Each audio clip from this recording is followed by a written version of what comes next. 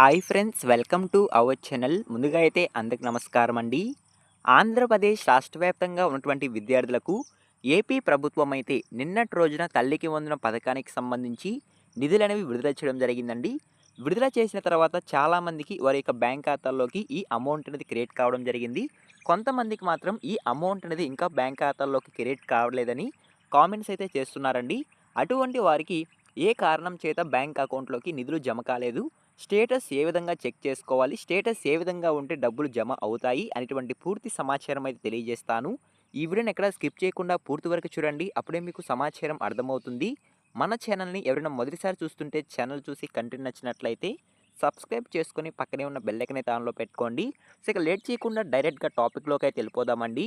టాపిక్లో భాగంగా ముందుగా చూసుకున్నట్లయితే ఆంధ్రప్రదేశ్ రాష్ట్ర వ్యాప్తంగా ఉన్నటువంటి విద్యార్థులకు తల్లుల ఖాతాల్లోకి అమౌంట్ అనేది క్రియేట్ అయిందా లేదా అనేటువంటి స్టేటస్ ఏ విధంగా చెక్ చేసుకోవాలి, మీరు ఎలిజిబుల్లా కాదా అని ఏ విధంగా తెలుసుకోవాలి అనేటువంటి సమాచారాన్ని అయితే తెలియజేస్తానండి. దీని కొరకు మీరు ముందుగా క్రోమ్ బ్రౌజర్లో ఎన్బిఎం అప్లికేషన్ స్టేటస్ అనేది టైప్ చేయాల్సి ఉంటుందండి. టైప్ చేసిన తర్వాత ఇంటర్ఫేస్ అనేది ఈ విధంగా రావడం జరుగుతుంది. ఈ విధంగా ఇంటర్ఫేస్ వచ్చిన తర్వాత ముందుగా స్కీమ్ అయితే సెలెక్ట్ చేసుకోవాల్సి ఉంటుందండి. సో స్కీమ్ మీద క్లిక్ చేసినట్లయితే మీకు ఈ రకమైన ఆప్షన్స్ అయితే రావడం జరుగుతుంది. సో ఇక్కడ తల్లికి వందనం అయితే మీరు సెలెక్ట్ చేసుకోవాల్సి ఉంటుందండి. తల్లికి వందనం సెలెక్ట్ చేసుకున్న తర్వాత మీకు ఇయర్ అయితే సెలెక్ట్ చేసుకోమంటున్నానండి. ఇయర్‌లో 2026, 27 అయితే మీరు సెలెక్ట్ చేసుకోవాల్సి ఉంటుంది. సెలెక్ట్ చేసుకున్న తర్వాత ఎవరి ఆధార్ కార్డ్ నెంబర్ అయితే మీరు ఇచ్చి ఉంటారో, అంటే ఎగ్జాంపుల్, సో మీకు మదర్ గనక ఉన్నట్లయితే మదర్ యొక్క ఆధార్ కార్డ్ డీటెయిల్స్ అనేవి ఇచ్చి ఉంటారు. లేని పక్షంలో ఫాదర్ డీటెయిల్స్ ఇచ్చి ఉంటారు. ఇద్దరు లేని పక్షంలో గార్డియన్ యొక్క ఆధార్ డీటెయిల్స్ అనేవి ఇచ్చి ఉంటారు. సో ఎస్సీ స్టూడెంట్స్ మాత్రం చైల్డ్ యొక్క డీటెయిల్స్ అనేవి ఇచ్చి ఉంటారు. సో కాబట్టి ఎవరి డీటెయిల్స్ అయితే ఇచ్చి ఉంటారో, ఎవరి ఆధార్ కార్డ్ డీటెయిల్స్ అయితే ఇచ్చి ఉంటారో, సో వారిని మీరు సెలెక్ట్ చేసుకోవాల్సి ఉంటుంది. సెలెక్ట్ చేసుకున్న తర్వాత ఈ విధంగా ఇంటర్ఫేస్ అయితే రావడం జరుగుతుందండి. సో ఇక్కడ ఇయర్ సెలెక్ట్ చేసుకున్నారు. ఇక్కడ మదర్‌ని అయితే సెలెక్ట్ చేసుకున్నారనుకోండి.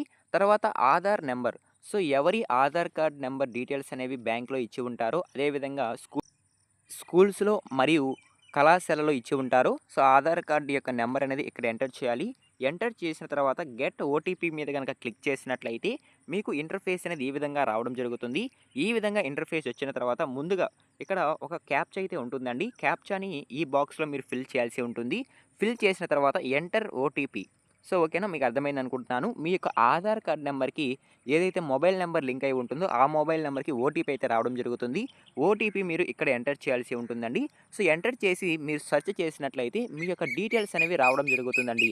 సో ఓకేనా, మీ యొక్క డీటెయిల్స్ వచ్చిన తర్వాత రీమార్క్స్ దగ్గర ఎలిజిబుల్ గనక ఉన్నట్లయితే మీరు ఈ యొక్క తల్లికి వందనం పథకానికి అర్హత కలిగి ఉన్నారని అర్థమండి. సో ఓకేనా, మీకు అర్థమైంది అనుకుంటున్నాను.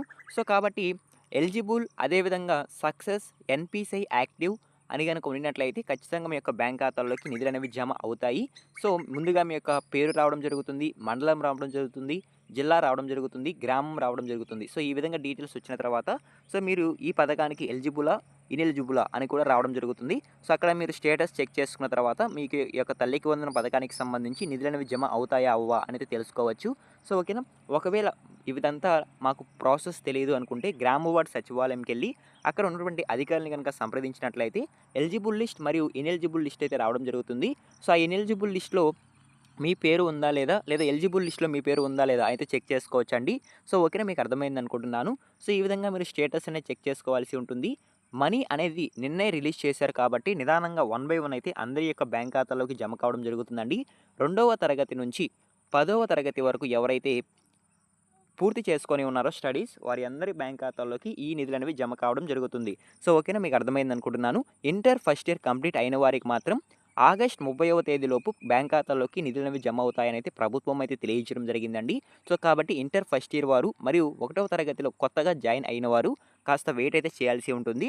సో ఓకేనా, ఈ విధంగా మనకి ఒక తాజా సమాచారం అయితే రావడం జరిగిందండి. చాలామందికి ఇంకా బ్యాంక్ ఖాతాల్లోకి నిధులనేవి జమ కాలేదు అనేది కామెంట్ చేస్తున్నారు. అలాంటి వారికి కొన్ని ఇనెలిజిబుల్స్ అయితే ఉంటాయండి. అనర్హతలు కలిగి ఉంటారు. పట్టణ ప్రాంతాల్లో 1000 చదరపు అడుగుల కంటే ఎక్కువ విస్తీర్ణంలో భూమి కలిగి ఉండడం వల్ల ఈ నిధులనేవి జమ అయ్యేందుకు అవకాశం లేనట్లు మనకైతే చూపించడం జరుగుతుందండి. ఆ కారణంగా చాలామందికి వారి యొక్క బ్యాంక్ ఖాతాల్లోకి నిధులనేవి జమ కాలేదని కూడా చెప్పుకోవచ్చు. మరియు ఎన్‌పీసీఐ యాక్టివ్‌లో లేకపోవడం వల్ల కూడా ఈ నిధులనేవి జమ కాలేదని అయితే మనకి సమాచారం అయితే రావడం జరిగిందండి. అదేవిధంగా కరెంట్ బిల్ 300 యూనిట్ల కంటే ఎక్కువ వచ్చినప్పుడు ఎవరైతే లబ్ధిదారులు ఉంటారో వాళ్ళకి కూడా ఈ నిధులనేవి జమ కావట్లేదండి బ్యాంక్ ఖాతాల్లో. వాళ్ళు కూడా ఒకసారి అయితే చెక్ చేసుకోండి.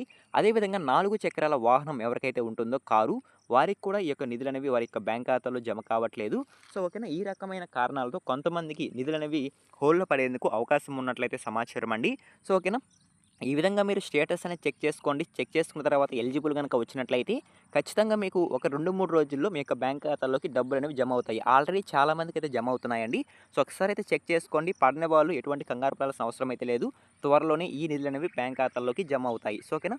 ఇవాల్టి ఇన్ఫర్మేషన్ అయితే ఇదేనండి. ఈ ఇన్ఫర్మేషన్ గనుక మీకు నచ్చినట్లయితే లైక్ చేయండి. ఇలాంటి లేటెస్ట్ ఇన్ఫర్మేషన్ అప్డేట్స్ కొరకు మన ఛానల్‌ని సబ్స్క్రైబ్ చేసుకొని పక్కనే ఉన్న బెల్ ఐకాన్ అయితే ఆన్‌లో పెట్టుకోండి.